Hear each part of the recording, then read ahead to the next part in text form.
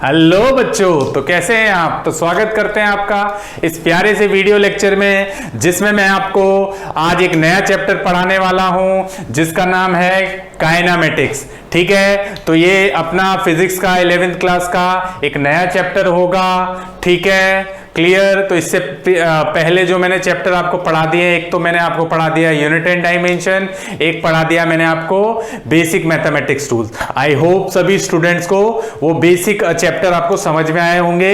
अब जो हम बात करेंगे वो फिजिक्स की फाउंडेशन होगी, फिजिक्स की फाउंडेशन। ठीक है, यानी फिजिक्स की फाउंडेशन का मतलब ये आप समझ सकते हैं कि आप जब ये पढ़ लोगे ना, तो आपकी जो बेसिक फिजिक्स यानी जो फाउंडेशन है ना फिजिक्स की, वो बहुत मजबूत हो जाएगी। कहने का मतलब यहां पे जो फिजिक्स की फाउंडेशन होती है वो होती है अपनी मैकेनिक्स। ठीक है, अगर आपकी मैकेनिक्स 11th क्लास में अच्छी हो जाएगी तो आपका 12th क्लास में आपको कोई प्रॉब्लम नहीं होगी, क्योंकि वहां भी मैकेनिक्स ही यूज होगी, बस वहां पे फॉर्मूले डिफरेंट होंगे, बाकी यही मैकेनिक्स वहां भी यूज होने वाली है। ठीक है, तो मैं फिर से बोलता हूं कि 11th क्लास को पढ़ना बहुत जरूरी है फिजिक्स के लिए, जब भी आपकी 12th क्लास की फिजिक्स भी बहुत स्ट्रांग होगी। चाहे आप नीट की बात करें, जेई की बात करें, जेई मेंस की बात करें या जेई एडवांस की बात करें। तो चलिए स्टार्ट करते हैं हम हमारा चैप्टर नंबर 3। अच्छा, एक इंपॉर्टेंट बात और मैं आपको बता देता हूं स्टूडेंट, एनसीईआरटी बुक में यही काइनेमेटिक्स दो पार्ट में यानी दो चैप्टरों में दिया हुआ है। एक है चैप्टर नंबर 3 और एक है चैप्टर नंबर 4। चैप्टर नंबर 3 है मोशन इन 1D और चैप्टर नंबर 4 है मोशन इन 2D। तो घबराने की जरूरत नहीं है, मैं एक ही चैप्टर लेके सारा कुछ बता दूंगा। ठीक है, और मैं ये भी बता दूंगा कि कौन सा चैप्टर नंबर 4 होता है इन एनसीईआरटी बुक। ओके, तो चलिए स्टार्ट करते हैं हम हमारा चैप्टर जिसका नाम है काइनेमेटिक्स। और काइनेमेटिक्स की अगर मैं बात करूं तो सबसे पहले जो हम टॉपिक देखेंगे वो है अपना मैकेनिक्स। क्या है? मैकेनिक्स। अब देखो मैकेनिक्स क्या है वो चीज समझ लेते हैं। तो मैंने यहां लिखा हुआ है mechanics is the branch of physics, यानी कि मैकेनिक्स फिजिक्स की एक ब्रांच है जो कि डील करती है किसके साथ? कॉज एंड इफेक्ट ऑफ क्या? पार्टिकल। मैं बोल सकता हूं it is the branch of physics which deal with the cause and effect of particle, that is known as mechanics. और मैकेनिक्स को बच्चों हम दो पार्ट में कैटेगराइज करते हैं, एक तो करते हैं हम स्टैटिक में और एक करते हैं हम डायनामिक में। स्टैटिक का क्या मतलब है भाई? स्टैटिक का मतलब इतना सा है कि जब हम फोर्सेस को पढ़ेंगे, यानी study of forces at rest, जब study of forces at rest. ठीक है, तो यानी कि कोई पार्टिकल अगर रेस्ट पर है और उस पर कोई फोर्स लग रही है तो उसको क्या बोलेंगे? हम स्टैटिक बोलेंगे। ठीक है, इसी तरीके से डायनामिक की अगर बात करूं तो study of forces in motion, यानी कोई पार्टिकल मोशन में है और उस पर कोई फोर्स लग रही है तो उस पार्ट को हम क्या बोलेंगे? डायनामिक बोलेंगे। क्लियर? ठीक है, तो यही डायनामिक वाला पार्ट अभी हमें पढ़ना है। डायनामिक का क्या मतलब है? Study of forces in motion. और यहां पे हम जो डायनामिक है वो डायनामिक को दो पार्ट में डिवाइड करते हैं। एक तो करते हैं काइनेमेटिक्स जो कि हम चैप्टर पढ़ रहे हैं, और एक होता है अपना काइनेटिक। ठीक है, तो ये बेसिक कैटेगराइजेशन है। तो अगर मैं यहां से काइनेमेटिक्स की बात करूं तो काइनेमेटिक्स की जो डेफिनेशन है बच्चों वो क्या बोलती है भाई? काइनेमेटिक्स की डेफिनेशन क्या बोलती है? मैं बोल सकता हूं study of,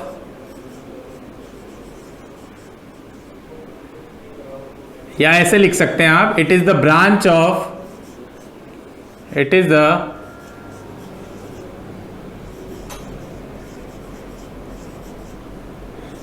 branch of mechanics, it is the branch of mechanics in which a particle is motion, in which a particle is in motion, in which a particle is in motion without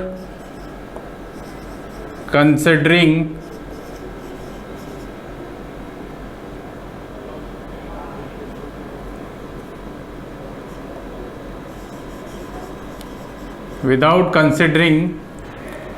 force, torque,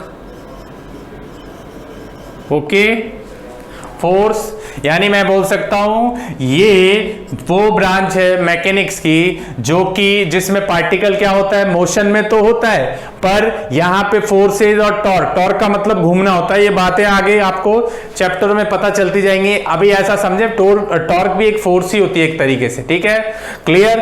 तो आप ऐसा समझ सकते हैं जहां पे हम forces को कंसीडर नहीं करते हैं उस पार्ट को या उस फिनोमिना को हम क्या बोलते हैं बच्चों, काइनेमेटिक्स बोलते हैं। इसी तरीके से अगर मैं बोलता हूं यहां पे काइनेटिक की, तो kinetic it is that branch of physics, sorry it is the branch of mechanics, it is the branch of mechanics, it is the branch of mechanics in which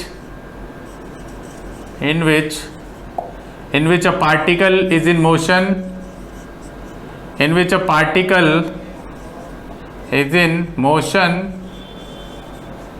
in which a particle is in motion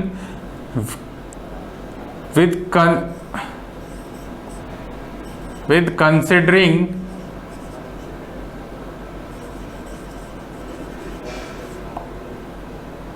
forces and torque।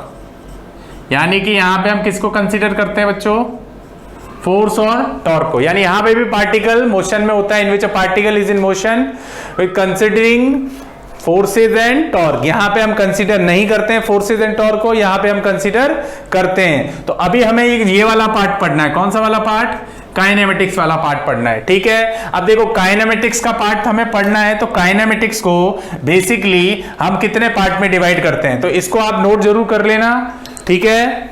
इस वाले part को note कर लेना बच्चों, हटा दूं, चलिए। तो देखिए ये बात तो आपको समझ में आ गई भाई, मैकेनिक्स हमें पढ़ना है। मैकेनिक्स को हम दो पार्ट में डिवाइड करते हैं, एक होता है स्टैटिक और एक होता है कौन सा, डायनेमिक। डायनेमिक को भी हम दो पार्ट में डिवाइड करते हैं, एक होता है काइनेमेटिक्स और एक क्या होता है, काइनेटिक। अब देखो हमें इस चैप्टर में क्या पढ़ना है, काइनेमेटिक्स पढ़ना है। तो काइनेमेटिक्स पढ़ने के लिए अगर मैं यहाँ पे काइनेमेटिक्स की बात करूं तो काइनेमेटिक्स को अब देखिए कैसे कैसे हमें पढ़ना है काइनेमेटिक्स, और मैं किस तरीके से पढ़ाता हूं। तो काइनेमेटिक्स को हम पढ़ेंगे, सबसे पहले तो डेफिनेशन हमने लिख ली है यहाँ पे। अब काइनेमेटिक्स को हम फर्दर सब डिवाइडेड करते हैं। सबसे पहले हम काइनेमेटिक्स में पढ़ेंगे, सबसे पहले पढ़ेंगे हम रेक्टिलिनियर मोशन। क्या पढ़ेंगे, रेक्टिलिनियर मोशन, रेक्टिलिनियर मोशन, ठीक है। इस रेक्टिलिनियर मोशन को हम बोलते हैं मोशन इन 1D। यही चैप्टर नंबर 3 होता है एनसीईआरटी में, ठीक है, मोशन इन 1D बराबर। ये याद रखना है, ये पहला आपका ये चैप्टर नंबर 3 है जो कि एनसीईआरटी में दे रखा है। फिर हम पढ़ेंगे बच्चों, जैसा मैं पढ़ाता हूं फिर मैं आपको पढ़ाऊंगा वेक्टर्स। क्या पढ़ाऊंगा, वेक्टर्स, ठीक है। फिर उसके बाद मैं आपको पढ़ाने वाला हूं, उसके बाद बच्चों मैं आपको पढ़ाऊंगा रिलेटिव मोशन, ठीक है। क्या पढ़ाऊंगा, रिलेटिव मोशन। और लास्ट में आपको एक टॉपिक लास्ट जो पढ़ाऊंगा वो पढ़ाऊंगा मोशन इन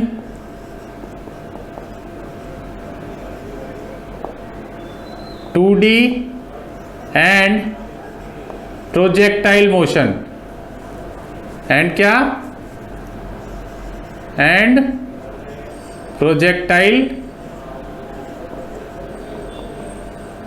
मोशन बराबर।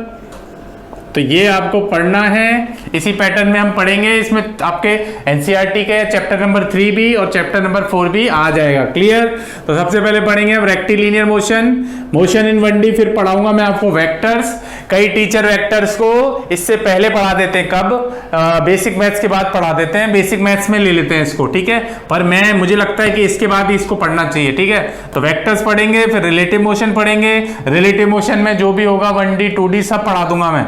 फिर पढ़ेंगे हम motion in 2D and projectile motion, ठीक है। तो इसको स्क्रीन को पॉज करें और इसको नोट कर लें आप सबसे पहले तो, ठीक।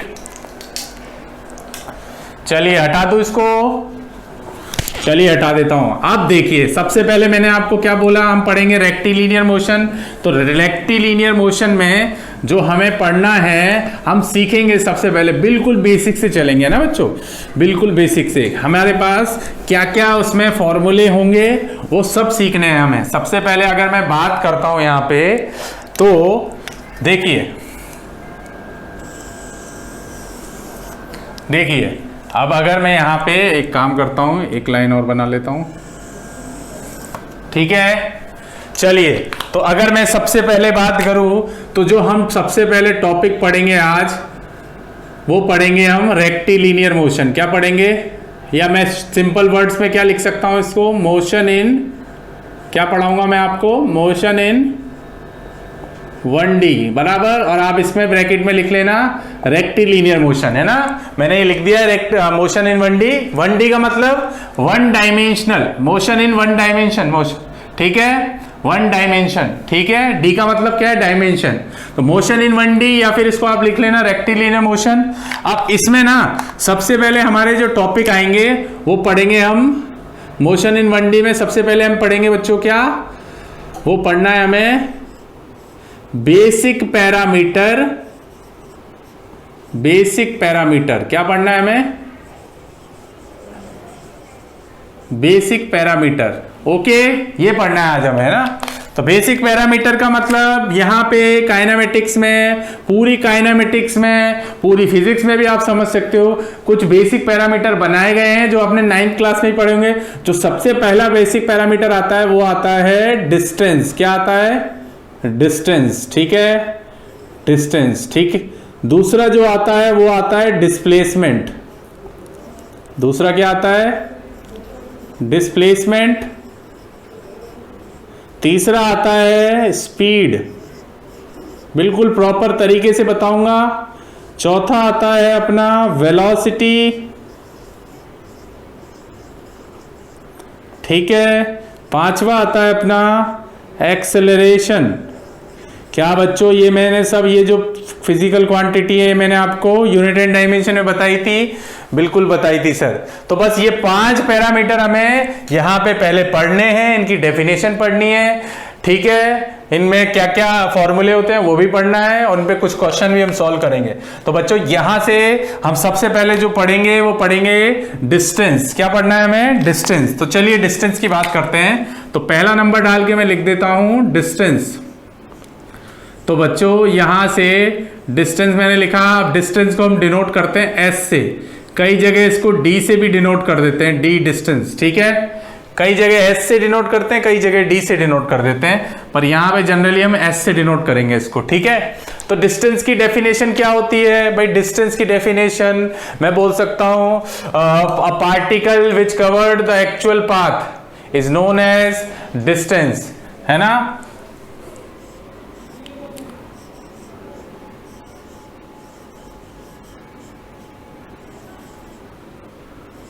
A particle or a body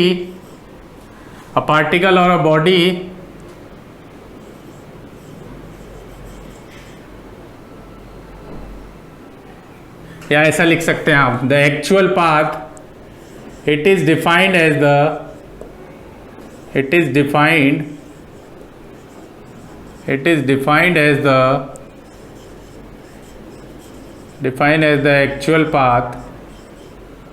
actual path.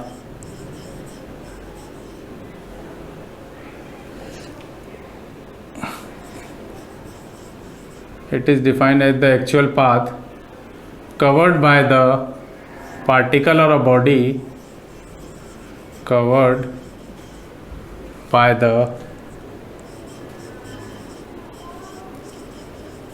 the particle or a body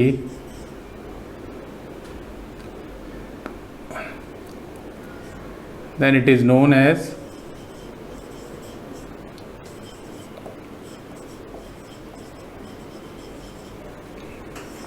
distance. क्या बोलते हैं उसको, भाई यहां से मैं बोल सकता हूं जो एक्चुअल पाथ कवर्ड करेगा पार्टिकल उसी को हम क्या बोलेंगे, डिस्टेंस बोलेंगे। ठीक है, तो ये बात आपको ध्यान रखनी है। आगे नेक्स्ट पॉइंट की बात करूं तो distance is a scalar quantity. Distance कैसी क्वांटिटी है? अच्छा पहले ये लिख लो, डिस्टेंस इज रिप्रेजेंटेड एज, आप लिख सकते हो डिस्टेंस ऐसे लिख लेना, it is represented as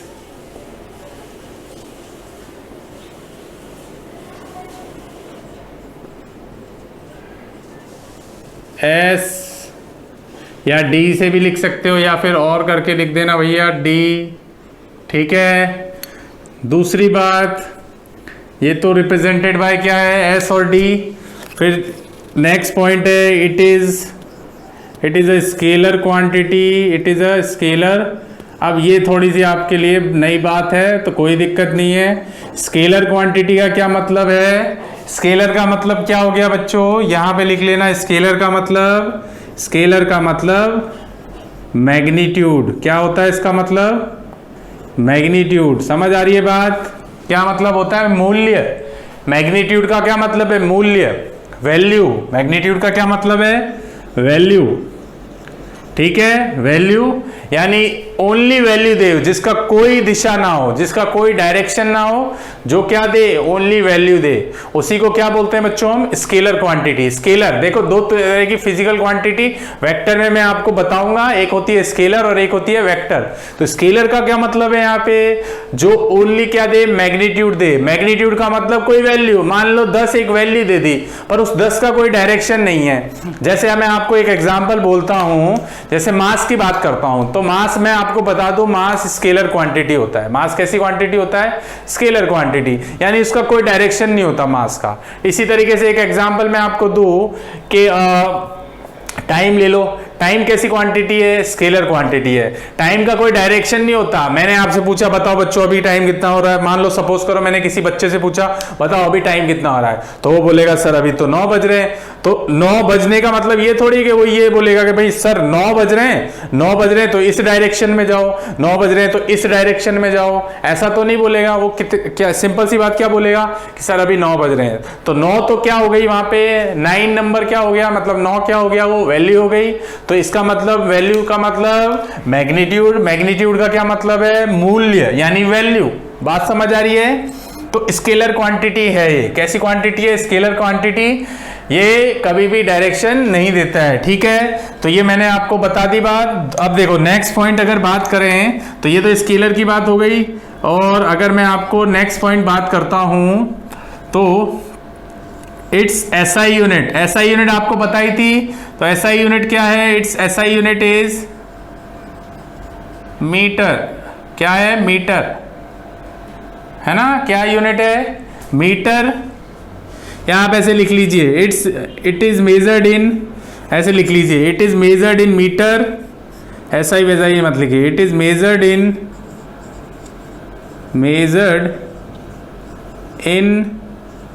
metre and centimetre. ठीक है, ये क्या होता है? एसआई।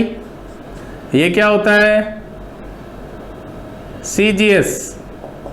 ठीक है, ये बताया आपको। ये आपको पॉइंट ध्यान रखना है। नेक्स्ट पॉइंट है अपना फॉर अ मूविंग बॉडी। किसी भी मूविंग बॉडी के लिए, for a moving body distance cannot be किसी भी मूविंग बॉडी के लिए है ना, distance can not be zero और नेगेटिव, इट ऑलवेज बी पॉजिटिव। ठीक है, मैं बोल सकता हूं कि कोई बॉडी, मान लो मैं हूं बॉडी, मैं मूव कर रहा हूं, तो मैं मूव कर रहा हूं तो मेरा डिस्टेंस कभी भी नेगेटिव नहीं होगा पहली बात तो, और कभी भी जीरो नहीं होगा। अगर मैं मूव कर रहा हूं, है ना, रुके हुए की बात नहीं कर रहा हूं, अगर मैं मूव कर रहा हूं तो मेरा डिस्टेंस कभी भी जीरो और नेगेटिव नहीं होगा, मेरा डिस्टेंस हमेशा कैसा होगा, पॉजिटिव ही होगा। ये बात आपको ध्यान रखनी है। तो ये लास्ट पॉइंट था। आई होप सभी को ये बात समझ में आ गई, क्लियर। लास्ट में मैं मतलब डिस्प्लेसमेंट के बाद एक एग्जांपल से भी आपको दोनों बात समझाऊंगा। तो ये डिस्टेंस की बात कर ली। अगला जो पैरामीटर आता है वो आता है डिस्प्लेसमेंट। कौन सा पैरामीटर है, डिस्प्लेसमेंट। तो चलिए डिस्प्लेसमेंट की बात करते हैं। तो सेकेंड नंबर का अपना आता है डिस्प्लेसमेंट। तो डिस्प्लेसमेंट क्या है देखते हैं। डिस्प्लेसमेंट, तो देखिए डिस्प्लेसमेंट में मैं आपको बोलूं, डिस्प्लेसमेंट को हम एस वेक्टर से डिनोट करते हैं। किससे करते हैं, एस वेक्टर से, ठीक है ना। तो अब ये क्या होता है, इसको डिफाइन करते हैं। तो it is the shortest path between the, it is the, ऐसे डिफाइन कर सकते हैं, it is the shortest path, it is the shortest path between the initial and final position, between the initial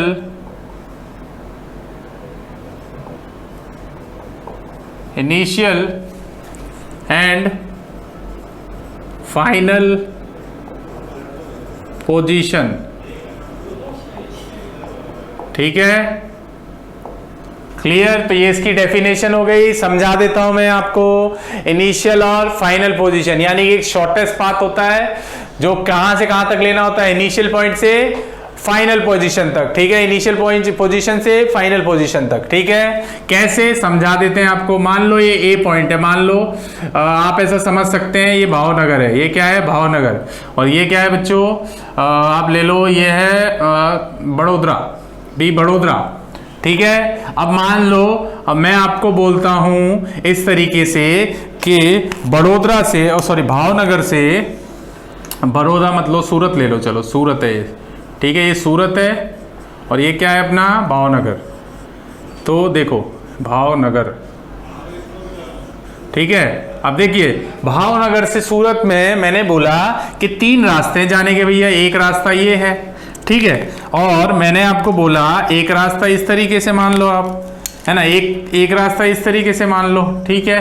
तो आपको मैं अगर बोलता हूं, देखो ये 3 पाथ हो गए, एक पाथ, ये पाथ नंबर 1, ये हो गया पाथ नंबर 2 दूसरा रास्ता, और ये हो गया पाथ नंबर 3, है ना, क्लियर। अब भावनगर से सूरत आपको जाना है तो एक चीज आप समझें कि डिस्टेंस की अगर मैं बात करूं तो डिस्टेंस क्या है, डिस्टेंस कुछ भी हो सकता है। डिस्टेंस मान लो आप ये चले, मान लो पाथ नंबर 1 पे चले, तो क्या आपका ये डिस्टेंस होगा, बिल्कुल होगा, होगा या नहीं होगा भाई। अगर आप, मैं बोलूं भावनगर से सूरत जाना है और आप चल के गए भाई पाथ नंबर 1 से, तो ये डिस्टेंस होगा, क्योंकि डिस्टेंस की क्या डेफिनेशन बताई, जो एक्चुअल आप चलोगे यानी एक्चुअल आपने पाथ कवर्ड किया वही डिस्टेंस है, यानी कि पार्टिकल ने जो एक्चुअल पाथ कवर्ड किया वही क्या चीज है, डिस्टेंस है।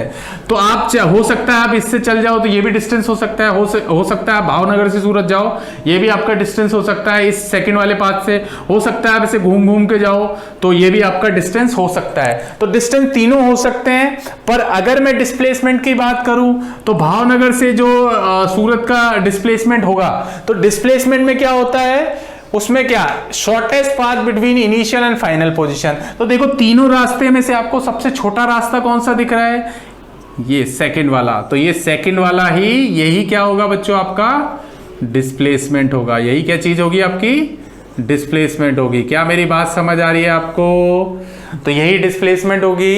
क्या इसमें डायरेक्शन चेंज हो रहा है, क्या नहीं हो रहा है, तो क्योंकि मैंने बोला डिस्प्लेसमेंट, इसके ऊपर ये एरो लगा दिया ना, एरो, इस एरो का क्या मतलब है, देखो देखो पहली बात तो इट इज रिप्रेजेंटेड एज, इसको रिप्रेजेंट कैसे करते हैं हम, it is represented by, as लिख सकते हो, एस वेक्टर, वेक्टर बोलते हैं इसको, क्या बोलते हैं इसको भाई, किसी फिजिकल क्वांटिटी के ऊपर ऐसा एरो लग जाता है ना, अब इतना ही समझो, के ऊपर एरो लग जाता है, इसको क्या बोलते हैं हम, वेक्टर। तो ये क्या लिख सकते हैं हम, it is a vector quantity, it is a vector quantity. और वेक्टर क्वांटिटी का क्या मतलब है, वेक्टर क्वांटिटी का क्या मतलब है, ये 2 चीजें होती हैं इसमें वेक्टर में, एक होता है मैग्नीट्यूड, है ना, मैग्नीट्यूड का क्या मतलब है, मैग्नीट्यूड का मतलब वैल्यू, वैल्यू का क्या मतलब है? मूल्य।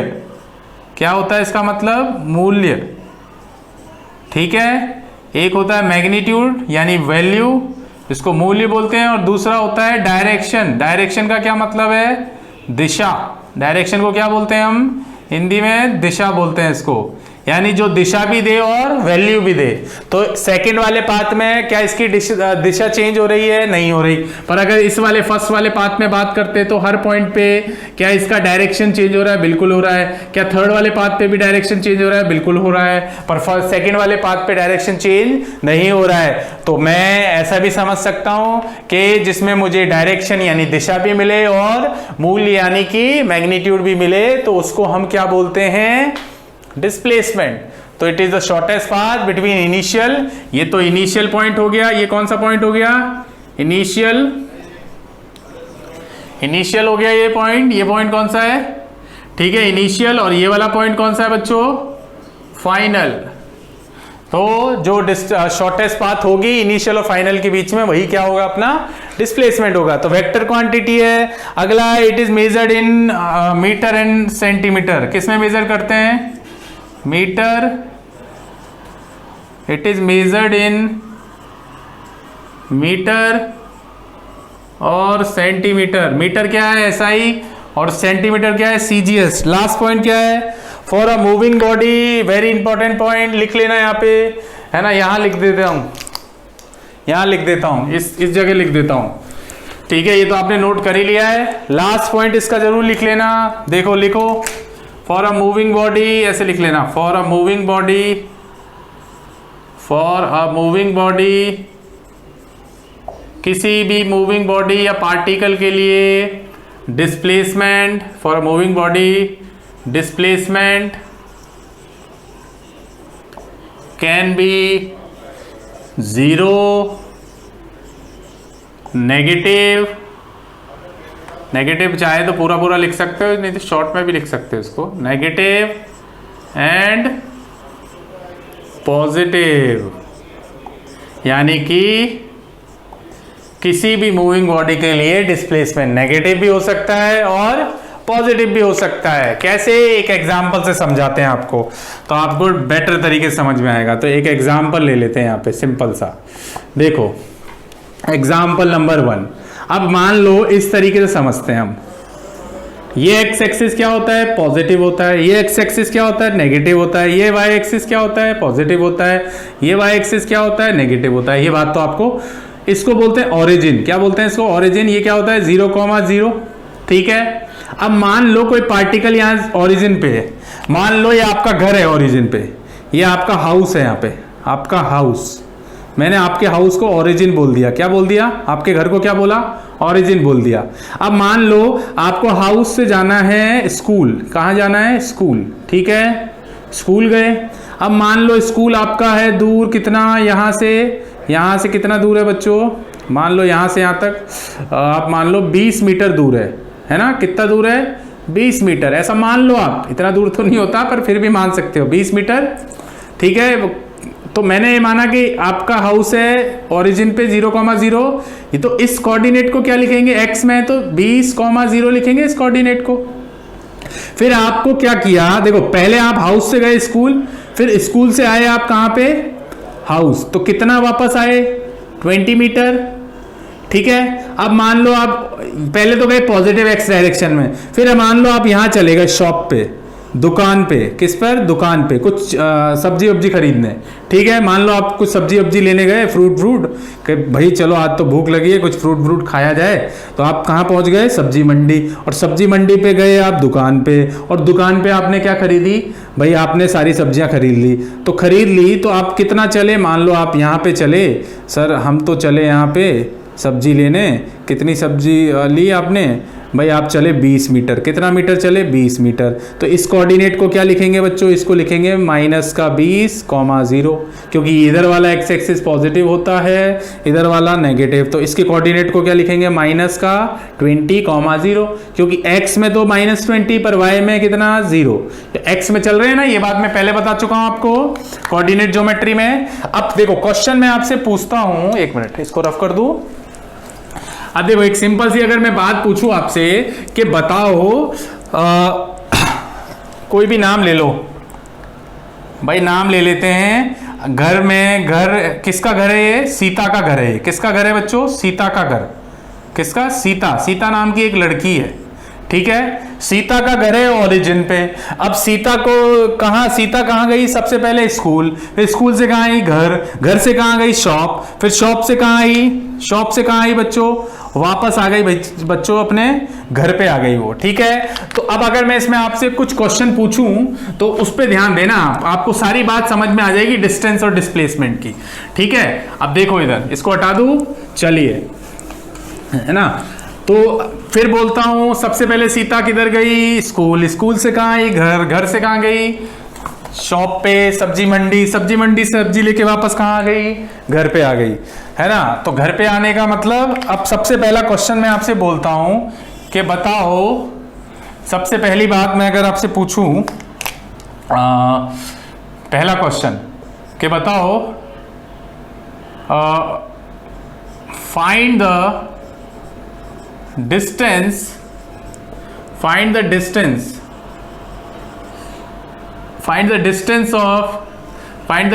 traveled by Sita. Find the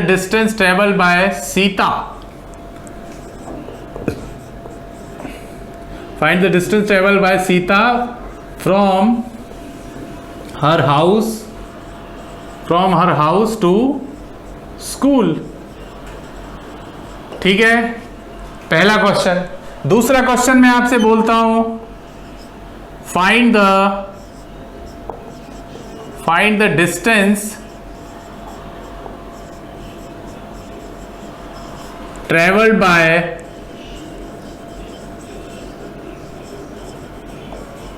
Sita, find the distance travelled by Sita from his house, from her house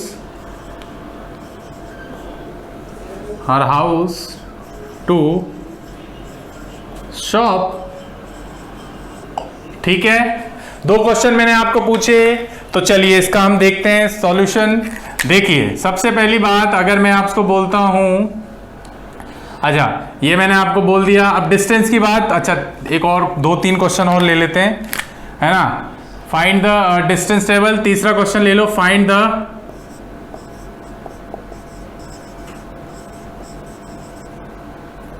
find the displacement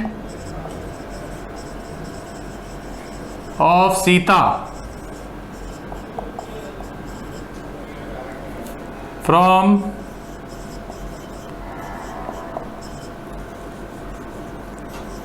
her house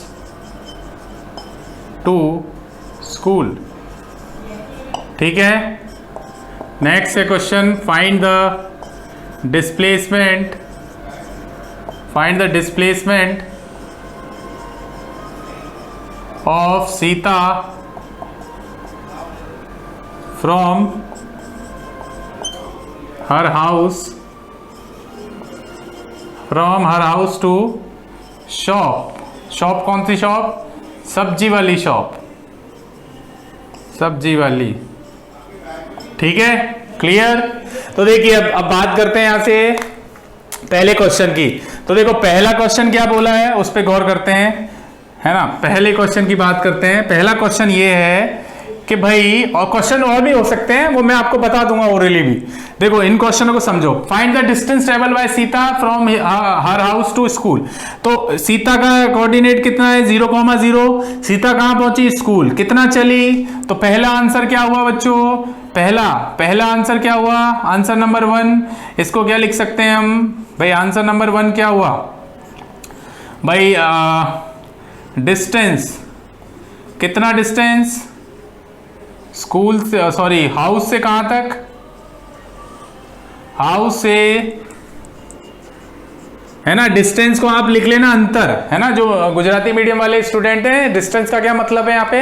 अंतर, ठीक है। डिस्टेंस को क्या बोलते हैं? अंतर बोलते हैं इसको, है ना, अंतर, बराबर। तो उसके हाउस से स्कूल तक का जो डिस्टेंस है वो कितना है? वो है 20 मीटर। कितना मीटर? 20। ठीक है, 20 आ रहा है पॉजिटिव, है ना, ये बात भी मैंने आपको बताई।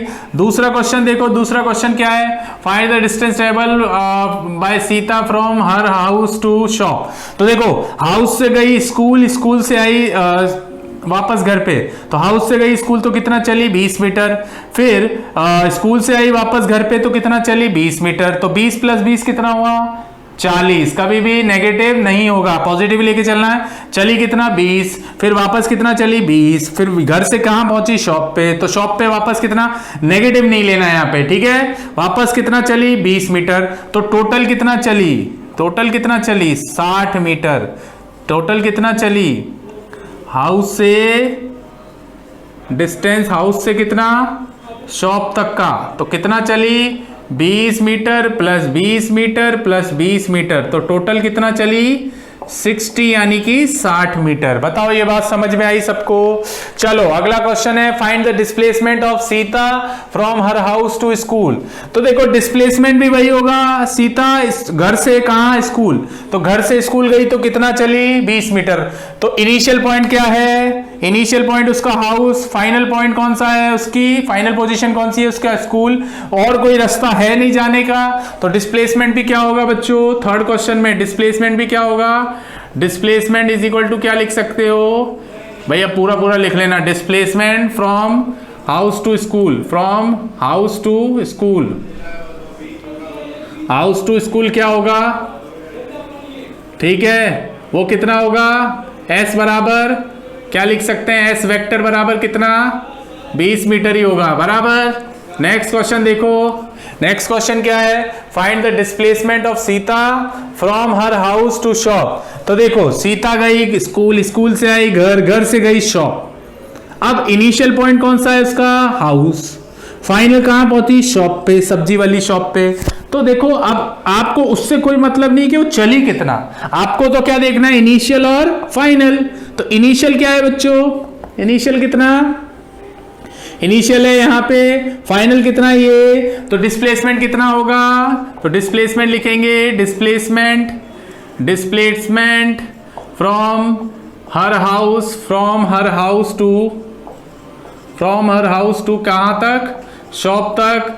तो आपका जो आंसर होगा ना बच्चों एस डिस्प्लेसमेंट, वो -20 मीटर होगा। कितना होगा -20। देखो इस वाले में डिस्प्लेसमेंट कैसा आ रहा है +20, इसमें कैसा आ रहा है -20। मान लो एक और क्वेश्चन पूछ लेता मैं ये पूछता कि बताओ सीता गई स्कूल, स्कूल से आई घर, घर से गई शॉप, शॉप से आई वापस स्कूल, तो बताओ डिस्टेंस कितना चली, कितना चली, सोच के बताओ, सोच लो मन में, सोच लिया तो कितना चली डिस्टेंस, कितना पहले चली 20, फिर चली वापस 20 तो हो गया 40, फिर कितना चली 20, फिर शॉप से वापस कहां पहुंच गई घर, तो टोटल कितना चली 80 मीटर। चलने का मतलब डिस्टेंस, एक्चुअल पाथ जो चली वही डिस्टेंस होगा 80 मीटर।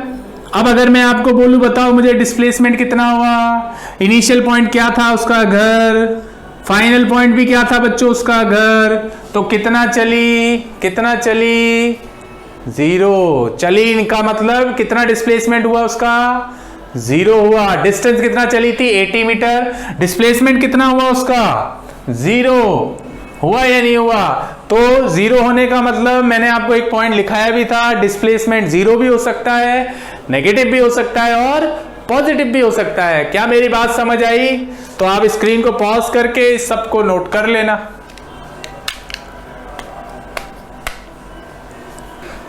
चलिए हटा दूं इसको। बात समझ आई आप सभी बच्चों को? चलिए तो आगे अगर बात करें तो आगे एक और क्वेश्चन लेते हैं हम, 2-3 एग्जाम्पल और लेंगे हम जिससे आपको पूरी बात समझ में आए। ठीक है, तो चलिए देखिए यहां से अगर मैं आगे बात करता हूं तो अगला जो क्वेश्चन है एग्जाम्पल नंबर 2, एग्जाम्पल नंबर क्या लेंगे 2 लेंगे। देखो आपको एक क्वेश्चन क्या है वो देखो, Ram takes path 1, Ram take path 1 and from P to Q, ऐसे लिख सकते हैं, Ram take path 1 from P to Q and Shyam take path 2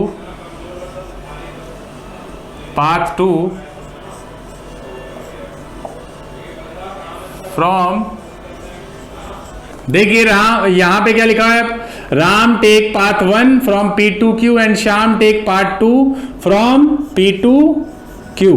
ठीक है, बाकी सब डायग्राम में दे रखा है। Path from P2Q as shown in figure, क्या दे रखा है, एज शोन इन फिगर में दे रखा है। तो देखिए ये फिगर में दे ही रखा है हमें, इस तरीके से एक पाथ बना रखी है बच्चों। ये आपको एक पाथ दे रखी है, ये P है, ये Q है, बराबर। ये है पाथ नंबर 1, ठीक है, इससे चल रहा है राम। कौन चल रहा है, राम। ये है पाथ नंबर 2, इससे चल रहा है कौन, श्याम। ये है पाथ नंबर 2, ये है पाथ नंबर 1। ठीक है, तो पाथ नंबर 1 से तो चल रहा है राम, और पाथ नंबर 2 से कौन चल रहा है, श्याम। ठीक है, अब देखो क्वेश्चन क्या पूछा गया है, क्वेश्चन क्या पूछा गया है वो इस पे ध्यान दो। पहला क्वेश्चन पूछा गया है, फाइंड, ऐसे लिख लेना, find the distance travel, find the distance travel bye Ram and Shyam, Ram and Shyam. ठीक है, और दूसरा क्वेश्चन पूछा गया है यहां पे, find the distance travel bye, sorry, find the displacement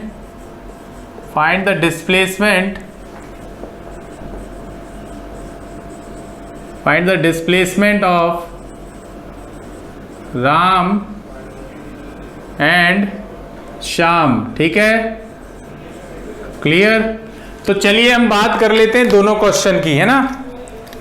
तो देखिए बच्चों, यहां पे अगर मैं बात करूं ना, तो राम और श्याम की, तो देखो राम तो चल रहा है इस सेमी सर्कल से, एक सेमी सर्कल है इस तरीके से।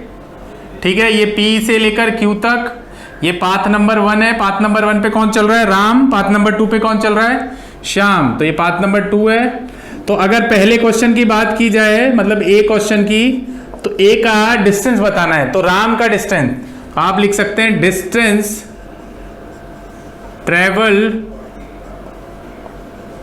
Travel by Ram. राम कितना चला, तो सिंपल सी बात है, हाफ। पूरे सर्कल में कितना होता है, 2πr। सर को सरकमफेरेंस यानी परिधि पता है, 2πr होती है। तो सेमी सर्कल की क्या होती है, तो आप क्या करें, 1/2 इंटू क्या कर दें, 2πr कर दें। तो 2 से 2 कैंसिल, तो ये कितना आया, वैसे सब बच्चों को मैथमेटिक्स में पता ही होगा, πr। तो राम कितना चला बच्चों, πr। कितना चला, πr। भाई जितना चला वही तो डिस्टेंस होगा, बिल्कुल होगा सर। ठीक है, इसी के अंदर एक और क्वेश्चन है, वो क्वेश्चन क्या है, डिस्टेंस ट्रेवल बाय श्याम। तो श्याम, मान लो यहां से यहां तक का कुछ मान लो डिस्टेंस, ये मान लो आप 100 मीटर। कितना मीटर, 100। ये क्वेश्चन में गिवन है ना बच्चों, मैं लिखना भूल गया, ये कितना है, 100 मीटर। ठीक है, तो आप, अगर मैं आपसे बोलूं डिस्टेंस ट्रेवल बाय श्याम, तो श्याम का डिस्टेंस कितना, भाई जितना चलेगा वही क्या होगा, डिस्टेंस। तो चलने का मतलब इस पॉइंट से इस पॉइंट तक गया, तो जितना चला वही डिस्टेंस। तो कितना मीटर, 100 मीटर। ये भी मीटर में ले लेना। ठीक है, तो ये πr मीटर होगा, ये कितना होगा। ठीक है, क्लियर, बात समझ में आ गई। तो r की वैल्यू अगर रखना चाहो तो यहाँ पे रख सकते हो। r की वैल्यू कितनी होती है, पाए। r कितना है, तो ये r कितना होगा, देखो ये इसका सेंटर है, तो यहाँ से ये 100 है, तो ये कितना होगा, ऐसे खुद भी पता कर सकते हो, 50 मीटर, क्योंकि ये डायामीटर होता है। तो यहाँ पे आप लिख सकते हो 50, तो ये हो जाएगा कितना, 50 पाए मीटर, इतना चला वो। ठीक है, तो ये क्वेश्चन हो गया अपना ए नंबर का।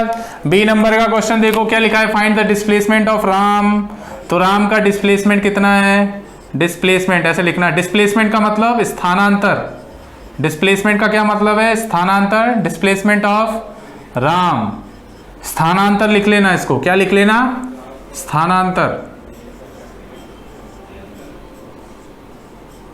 ठीक है, स्थानांतर।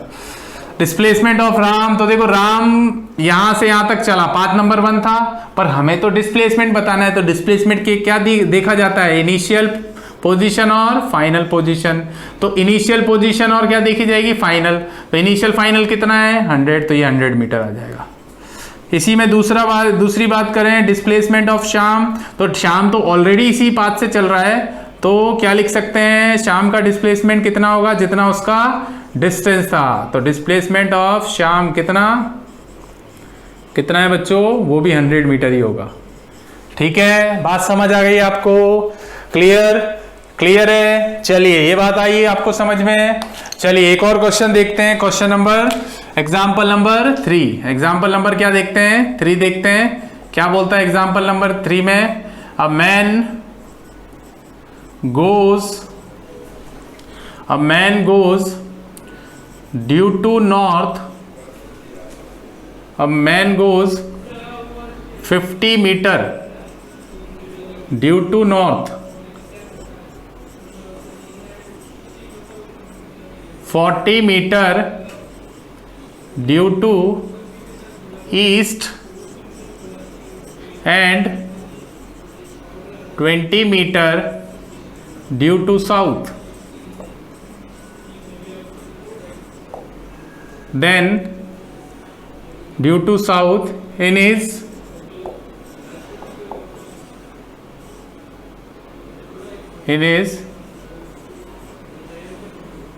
फाइनल पोजीशन, या फाइनल इन हिज फील्ड लिख सकते हो, इन हिज फील्ड। ठीक है, ओके। तो इसमें क्वेश्चन है find the distance travelled by man, find the distance travelled by man. Okay, दूसरा क्वेश्चन है find the displacement of the man, find the displacement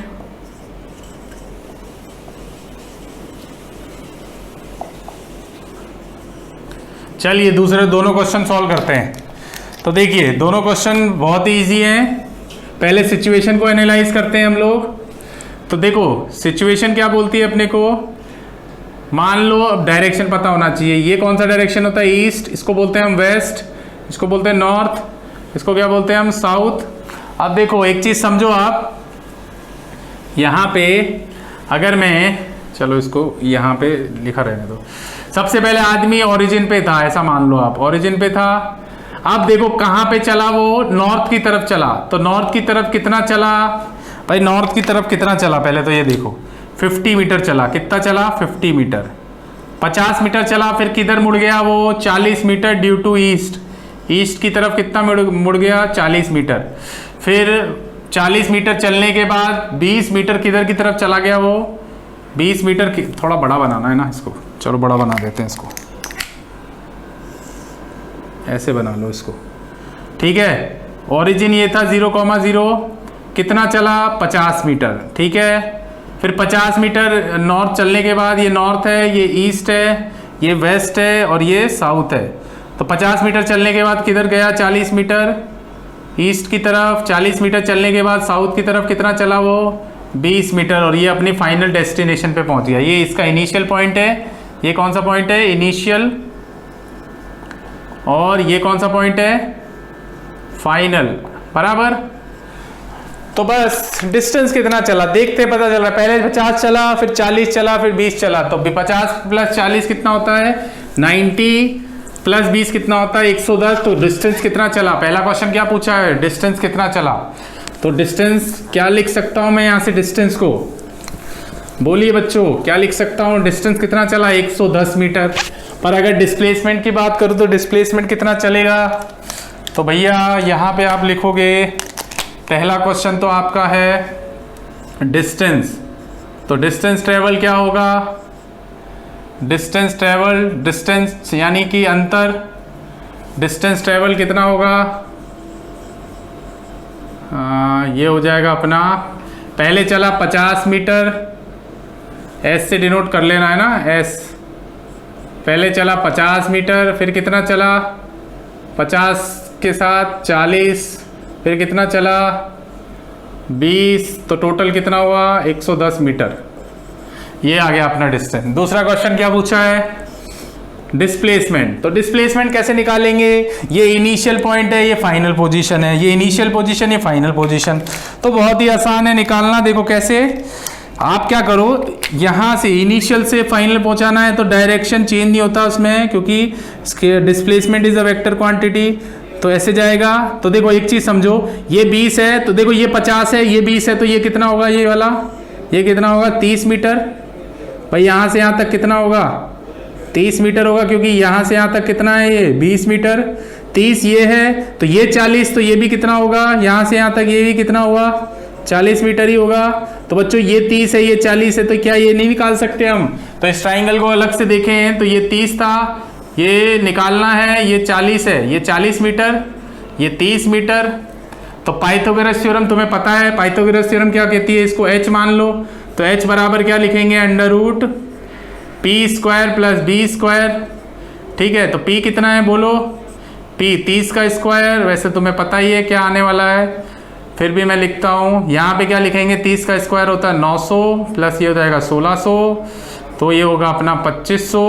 और 2500 किसका होता है, 50 का, 2500 50 का स्क्वायर रूट, सॉरी 2500 50 का स्क्वायर रूट होता है, तो ये कितना हो जाएगा 50 मीटर। तो बच्चों ये आ गया अपना आंसर। तो डिस्प्लेसमेंट कितना आ गया यहाँ पे, यहाँ लिख सकते हैं आप, डिस्प्लेसमेंट फ्रॉम O से लेकर P तक का कितना, displacement from O to P is equal to direct लिख सकते हैं 50 मीटर। देख लो भले से कभी भी डायरेक्शन चेंज हो रहा है, नहीं हो रहा, तो हमें वैल्यू भी मिली, कितनी मिली 50 मीटर, और हमें डायरेक्शन भी मिल गया। क्लियर, ओके, ठीक है बच्चों। तो आज का लेक्चर हम यहीं समाप्त करते हैं। आई होप सभी को ये लेक्चर समझ में आया होगा। स्क्रीन को पॉज करके इसको जरूर नोट कर लेना आप लोग, ओके। अगले लेक्चर में मैं आपको नेक्स्ट जो पैरामीटर बचे हुए हैं, स्पीड, वेलोसिटी और एक्सेलरेशन, वो पढ़ाऊंगा। काफी इंपॉर्टेंट पैरामीटर हैं, पूरी फिजिक्स में काम आएंगे वो पैरामीटर, ओके, ठीक है, थैंक यू।